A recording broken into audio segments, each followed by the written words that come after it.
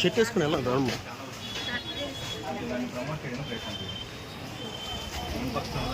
ధర్నాలు కూడా చేస్తారు, ఇబ్బంది పడుతుంది. మనం ఏదైతే సంపదను దాచామో అది మీకు కూడా ఉపయోగపడుతుంది. ఆల్టర్నేటివ్ చాలా అవి దంపుతుంది నాకు వ్యాపారం. దీనివల్ల మీకు తెలియదు ఏం లేదు, భూమి పాడవుతుంది, గాలి పాడవుతుంది, మీకు పాడవుతుంది. లైఫ్ టైం కూడా ఉండదు. దయచేసి కొంచెం అంటే కొద్దిగా మీ వాళ్ళందరికీ కూడా కోఆపరేట్ చేసి చేయను. ఎందుకంటే ఇప్పుడు మేము స్పెషల్ టీమ్లో ప్రిపేర్ అయ్యి అయితే మేము ప్రోగ్రామ్ చేస్తాను. లేకపోతే నిరాదీక్ష ఏమంటే నెక్స్ట్ నుంచి కలెక్టర్ గారు కూడా ఆదేశాలు జారీ చేస్తారు. ఈ 1 వీక్ ప్లాస్టిక్ స్టాప్ చేయాలి. దాని మీద బిఫోర్గా అందరికి ఇన్ఫర్మేషన్ కావాలి.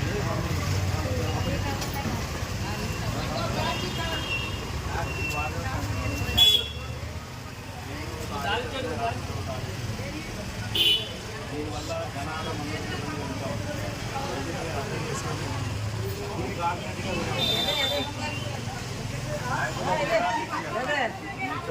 నష్టపోతారు.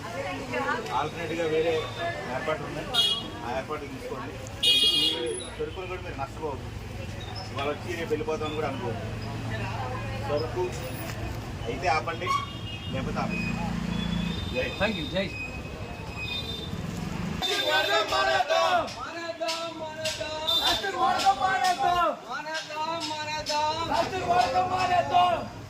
దయచేసి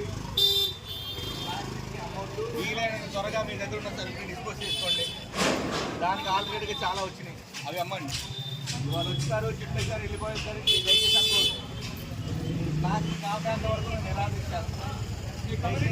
చెప్పండి. దయచేసి ధరాన్ని వేస్ట్ చేసుకోవద్దు. ఉన్న ప్లాస్టిక్ని క్లోజ్ చేసి దానికి ఆల్రెడీగా వేరే వచ్చింది చాలా, దాంట్లోకి వెళ్ళండి. దయచేసి అన్న దయచేసి ప్లాస్టిక్ అమ్మకూడదు, అమ్మొద్దు. మీకు ముందే ఎందుకు చెప్తున్నామంటే మీకు సరుకు ఉంది కాబట్టి మీరు నష్టపోతారు. ఉన్నంత వరకు సరుకు అమ్మేసుకోండి, లేకపోతే డిస్పోజ్ చేసుకోండి. దీనికి ఆల్రెడీగా వేరే వచ్చింది, అది చూసుకోండి. నేను ఏదో చెప్తున్నావు వెళ్ళిపోతున్నాను దయచేసి అనుకోవద్దు. తర్వాత పరిణామాలు దయచేసి ప్లాస్టిక్ భూమిని బాగా చేయాలి.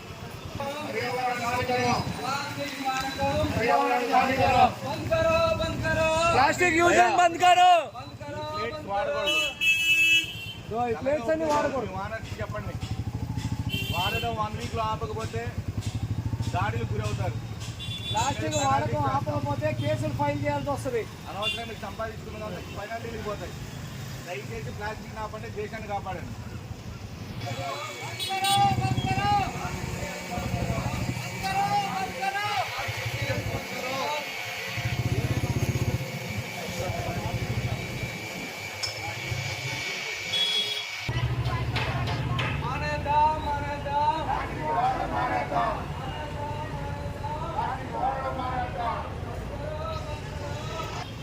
అందరికీ నమస్కారం. ఈరోజు భారతదేశం ముప్పుకు గురవబోతూ ఉంది.